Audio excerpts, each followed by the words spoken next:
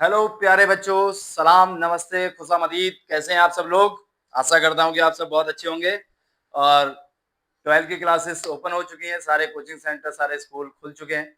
अब आपको लग जाना है पढ़ाई में, क्योंकि जो अच्छे बच्चे होते हैं वो शुरुआत ही अच्छे से करते हैं और शुरू से लग जाते हैं। जो लोग बहुत कल करेंगे, परसों करेंगे, पल्ले रोज करेंगे, तो पढ़ाई को बहुत अच्छा नहीं कर पाते हैं। इसके साथ साथ कॉम्पिटिटिव एग्जाम की तैयारी शुरू हो चुकी है।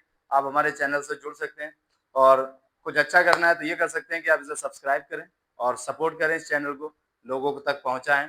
आपके साथ साथ कुछ अच्छा करते हैं तो उनके साथ अच्छा ही होता है, और लोगों को जोड़ें।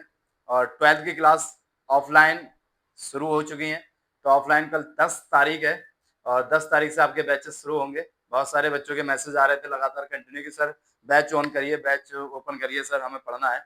और वो बच्चे हैं जो जागरूक हैं पढ़ाई को लेके। मैं चाहता हूं कि आप सब जागरूक होइए और पढ़ाई को बहुत अच्छे से करने की कोशिश करिए। आज इसी पर्पज से एक वीडियो बनाना है कि आपको पता लगे कि पढ़ाई का आगाज हो चुका है। इसके लिए एक फर्स्ट चैप्टर है रिलेशन एंड फंक्शन और सेकंड चैप्टर है ट्रिग्नोमेट्री फंक्शन। रिलेशन फंक्शन के लिए अगर मैं बनाता हूं तो उसके लिए थोड़ा सा ज्यादा समझाना पड़ेगा, तो इसके बाद जो बनाएंगे वो रिलेशन फंक्शन की बनाएंगे या शुरू से बनाना शुरू कर देंगे और आपको टॉपिक वाइज समझाना शुरू कर देंगे। ऑफलाइन में जुड़िए, ऑनलाइन में भी जुड़िए, दोनों में जुड़िए और फायदा उठाइए, जितना ज्यादा फायदा उठा सकते हैं आप। हमारे एरिया में मैथ का जो विकास है वो थोड़ा कम होता जा रहा है। पहले बहुत ज्यादा तादाद मैथमेटिक्स की पढ़ती थी, आजकल दूसरी लाइनों में लोग जाने लगे हैं। आप कोशिश करिए जिन लोगों ने मैथ लिया है वो मैथ का परचम थोड़ा लहराए और उसका थोड़ा सा प्रचार प्रसार हो सके। खैर, हमारा टॉपिक इनवर्स लॉ शुरू हो गया है बच्चों, और मैं इसके बारे में थोड़ा सा बताऊंगा, बेसिक से लेके चलूंगा मैं आपको थोड़ा सा। हम पढ़े हैं बच्चों, हमारे दो तरह के फंक्शन है यहाँ पर। और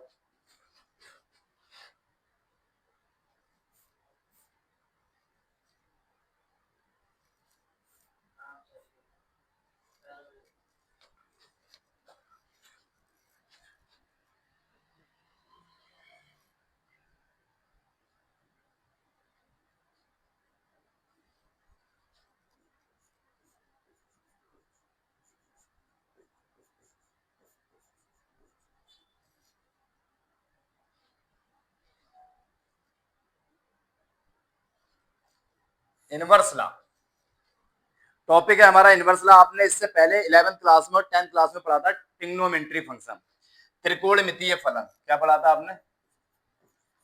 त्रिकोणमितीय फलन, इंग्लिश में बोलते हैं ट्रिग्नोमेट्री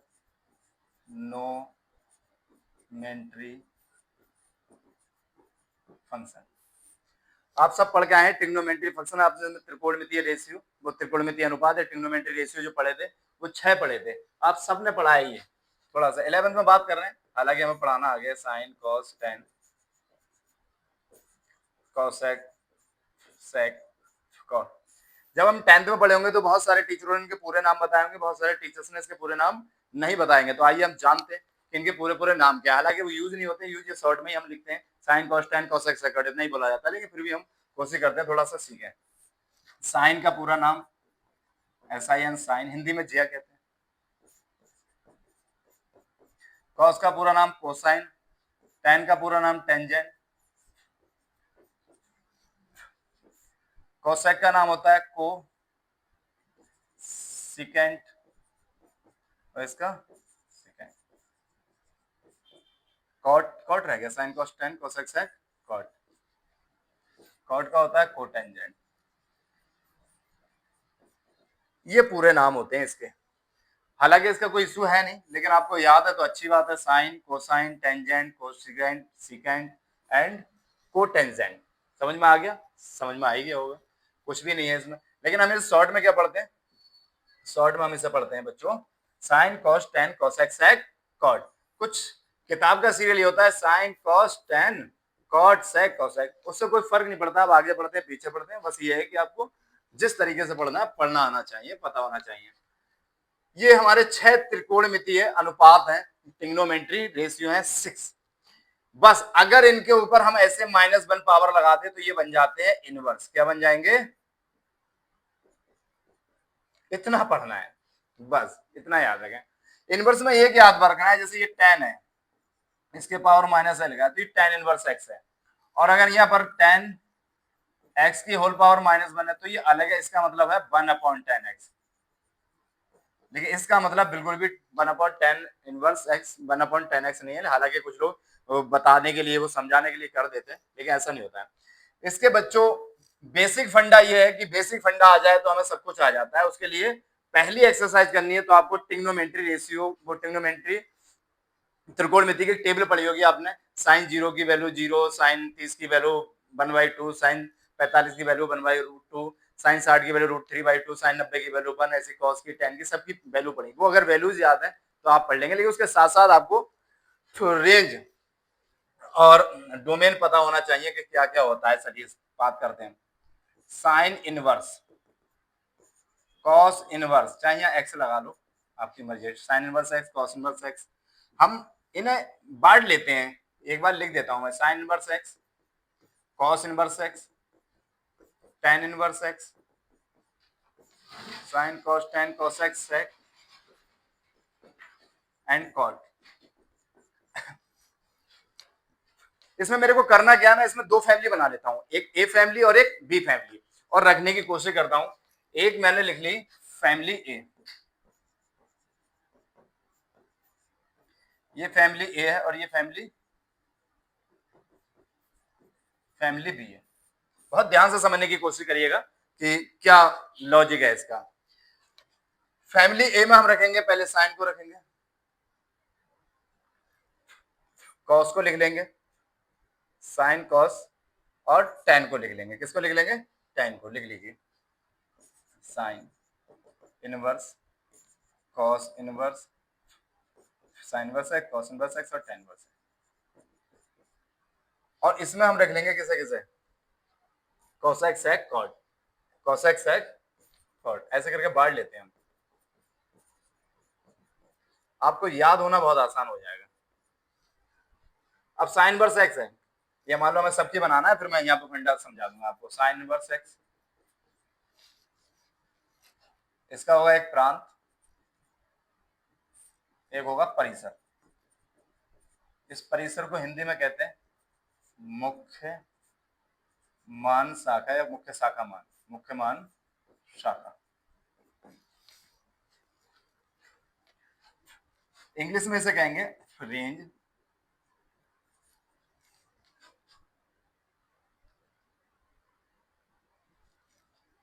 इंग्लिश में हम इसे रेंज कह रहे हैं, और यहाँ पर कहेंगे principal value branch, principal value branch ये होता है। यहाँ क्या होता है, ये डोमेन होता है, डोमेन। एक थोड़ा सा फंडा समझिए इसका। मान लीजिए यहाँ पर साइन इनवर्स एक्स है, यहाँ cos inverse x, tan inverse x, ये ऐसे हम बाद में लिख लेते हैं। हम पहले साइन लिखते हैं, फिर कॉस लिखते हैं, और tan छोड़ दिया, साइन कॉस tan cosec लिख लेते हैं, sec लिख लेते हैं, यहाँ हमने tan लिख लिया, और यहाँ cot लिख लिया। चाहे आप ये x लगाइए या मत लगाइए, उससे कोई फर्क नहीं है, बस मैंने खाली समझाने के लिए थोड़ा सा लिख लिया है यहाँ पर, और कुछ भी नहीं है। मुझे करना क्या होगा बच्चों, साइन इनवर्स एक्स की रेंज होगी -1, इसकी भी -1, डोमेन सॉरी, इसकी भी -1, इसकी भी -1, इसकी रियल वैल्यू, इसकी रियल वैल्यू। सबसे ज्यादा इंपॉर्टेंट जो है वो आपको ये लिखना है, इससे ही आप पूरी एक्सरसाइज सॉल्व करेंगे, तो इसे याद रखिएगा बहुत अच्छे से। ये यहाँ पर इसकी वैल्यू मैं यहाँ लिख दे रहा हूँ, ठीक है, इसकी रेंज इधर लिख देता हूँ, रेंज परिसर। इसकी जो रेंज होती है वो -π/2 से π/2 होती है, और ये क्लॉज इंटरवल होता है। क्या होता है? Clause interval. ये बड़ी ब्रैकेट होती है, इसे क्लॉज इंटरवल कहते हैं, छोटा होता है उसे ओपन इंटरवल कहते हैं। तो इसकी रेंज ये है, और अगर इसे हम सही से बनाए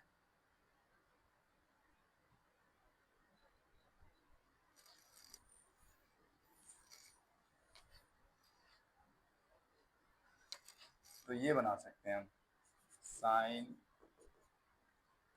इनवर्स एक्स,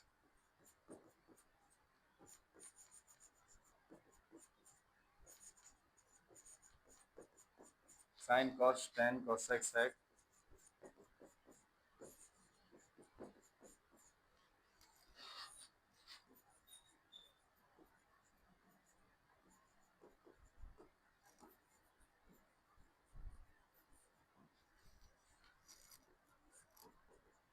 प्रांत परिसर,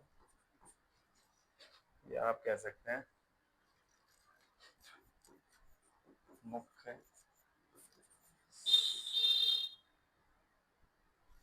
मुख्य मान शाखा, ये मुख्य शाखा मान, मुख्य सम्मान शाखा, ठीक है, मुख्य शाखा या मुख्य मान शाखा। दूसरा इसका क्या होता है, इसे इंग्लिश में कहते हैं प्रिंसिपल वैल्यू ब्रांच। परिसर हो गया, रेंज हो गया, मुख्य परिसर शाखा मान हो गया, प्रांत डोमेन सब कुछ हो गया, ये कुछ भी नहीं। इसका जो होता है वो -1, इसका भी -1, इसका रियल वैल्यू -1, इसकी भी रियल वैल्यू सारी। इसका क्या होता है, इसका क्लोज इंटरवल में -π/2, π/2।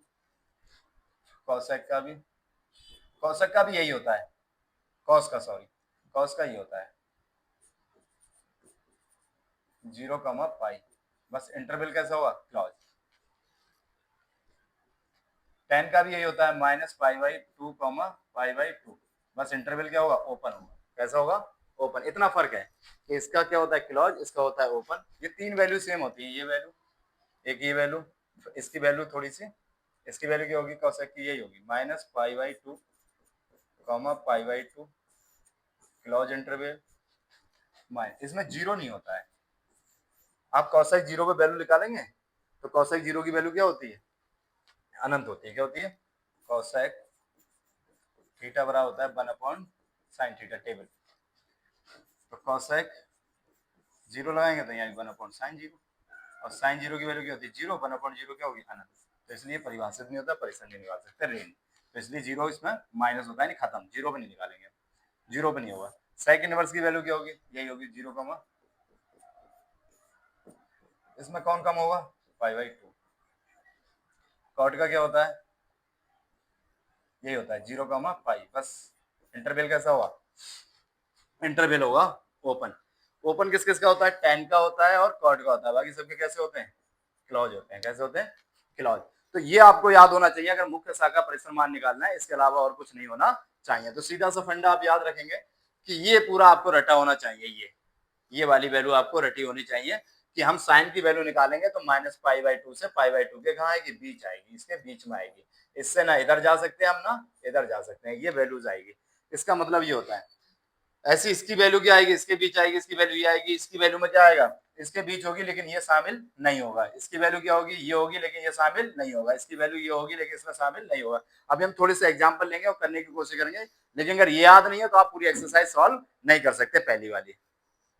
तो करने की कोशिश करते हैं। आइए मैं एक सवाल उठाता हूं और एक्सरसाइज से उठाता हूं। पहली एक्सरसाइज का पहला सवाल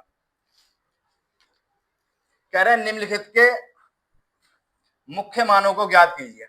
एक्सरसाइज 2.1 है, पहला क्वेश्चन है साइन इनवर्स -1/2। तो आइए मजा आएगा बहुत, करते हैं। साइन इनवर्स -1/2, जब माइनस की वैल्यू हो तो आप इसे मान के करिए, आपको ज्यादा इजी लगेगा। लेट कर लेते हैं हम इसके बराबर थीटा। याद रखिए जैसी बराबर के उधर, इक्वल के उधर कोई भी ट्रिग्नोमेट्री रेशियो जाता है तो जब त्रिकोणमितीय अनुपात ले जाते थे तो गुणा वाला बटे में जाता था, बटे वाला गुणा में जाता था, प्लस वाला माइनस में, माइनस वाला प्लस में। लेकिन इसमें ऐसा नहीं होता है।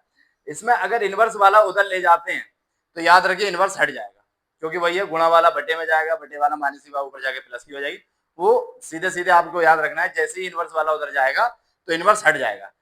याद रखेंगे कि इनवर्स है उधर जाके इनवर्स हट जाएगा, और इनवर्स नहीं है तो उधर जाके इनवर्स लग जाएगा। ये आपको याद रखना है कि जैसे ही साइन इनवर्स उधर जाएगा, अभी इनवर्स है तो हट जाएगा, और नहीं है तो फिर लग जाएगा। तो यहाँ रह जाएगा -1/2, उधर हो जाएगा साइन थीटा। इसे घुमा के लग सकते हैं, इंप्लाई लगाएंगे साइन थीटा इक्वल टू -1/2। अब इधर साइन है तो साइन में ये वैल्यू देखेंगे, हालांकि इसकी वैल्यू हम डायरेक्ट भी निकाल सकते हैं ऐसे करके, साइन थीटा माइनस ऐसे, ये किसकी वैल्यू होती है, साइन पाई बाई 6, साइन 30 की वैल्यू 1/2 होती है। अब साइन माइनस का थीटा, अगर साइन से साइन उड़ा देंगे तो क्या रह जाएगा, थीटा बराबर माइनस पाई बाई 6, ये डायरेक्ट कर सकते हैं हम ऐसे, या फिर माइनस को इधर ले आओ, साइन थीटा इक्वल टू ये माइनस ऐसे, साइन माइनस ऐसे ही ये वैल्यू होती है 30 की, तो पाई बाई 6 ऐसे करके, साइन से साइन उड़ गया तो थीटा बराबर माइनस पाई बाई 6,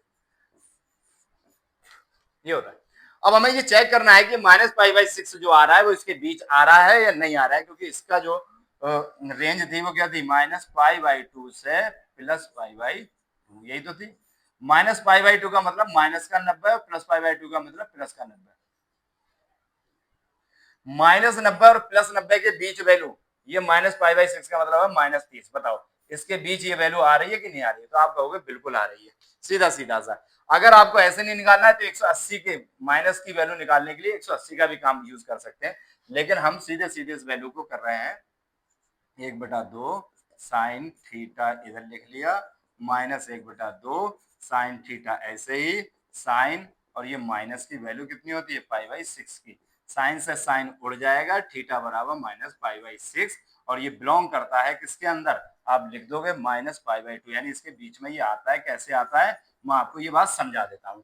कैसे समझाता हूँ कि ये माइनस का 30 है, माइनस का 30 बिलोंग करता है माइनस 90 और प्लस 90 के बीच में, कैसे करता है, माइनस 90 से प्लस 90 की ओर जाएंगे, यहाँ माइनस 90 है और यहाँ प्लस 90, माइनस 90 के बाद जो आएगा वो माइनस, माइनस 90 से बड़ा माइनस 80, माइनस 70, माइनस 60, ऐसे चलते जाएंगे तो माइनस 60 के बाद माइनस 50, माइनस 40, माइनस 30 आया, माइनस 30 के बाद माइनस 20, माइनस 10, फिर जीरो, जीरो के बाद प्लस 10, प्लस 20, 30, 40, 50, तो इसका मतलब ये 30 माइनस का जो है वो इसके बीच में आता है, और आता है तो ये बिलोंग कर रहा है, इसका मतलब इसका मुख्य मान क्या हो गया, तो ये लिख देंगे, अतः साइन इनवर्स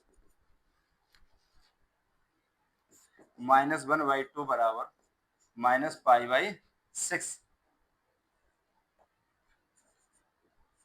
इसका मुख्य मान है, यह मुख्य शाखा मान है, ये तो पूछ रहा था मुख्य मानों को ज्ञात करिए, तो इसका मुख्य मान क्या है, माइनस पाई बाई 6 है, क्यों है, क्योंकि ये इसके बीच बिलोंग करता है, अगर नहीं करता होता तो नहीं होता, तो फिर हमें थोड़ा फंडा चेंज करना पड़ता। चलिए नेक्स्ट क्वेश्चन और उठाते हैं, मुझे लगता है समझ में आया होगा, बस समझ में तभी आएगा आपको साइन की, और वो याद रखना है कि minus pi by 2 plus pi by 2, ऐसे करके ये जितनी चीजें थी वो तो याद करना पड़ेगी, देखिए बिना याद करे काम नहीं चला, ये सवाल उठाते हैं, ये बहुत सिंपल है, कॉस इनवर्स रूट 3/2, क्वेश्चन क्या है, कॉस इनवर्स रूट 3/2, इससे हम लाइट कर लें या बिना लाइट करे भी कर सकते हो, हम लाइट ही करके करते हैं थोड़ी देर, फिर हम तुम्हें सिखाएंगे और समझ में आ जाएगा।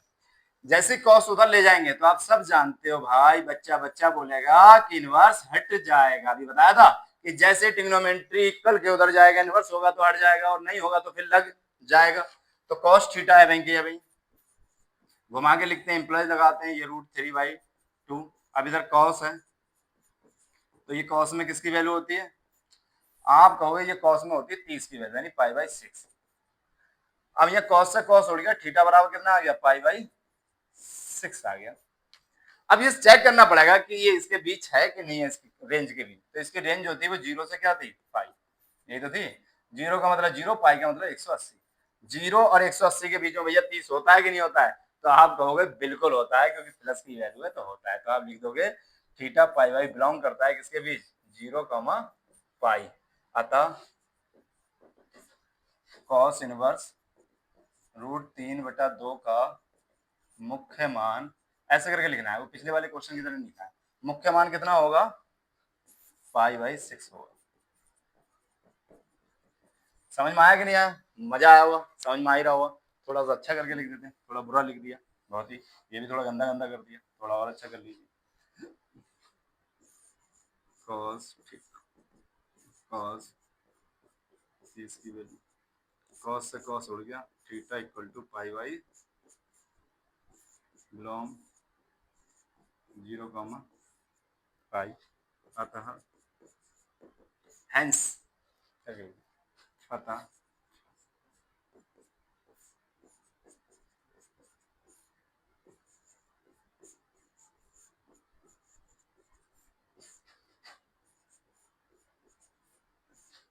मुख्य मान 5/6 हो,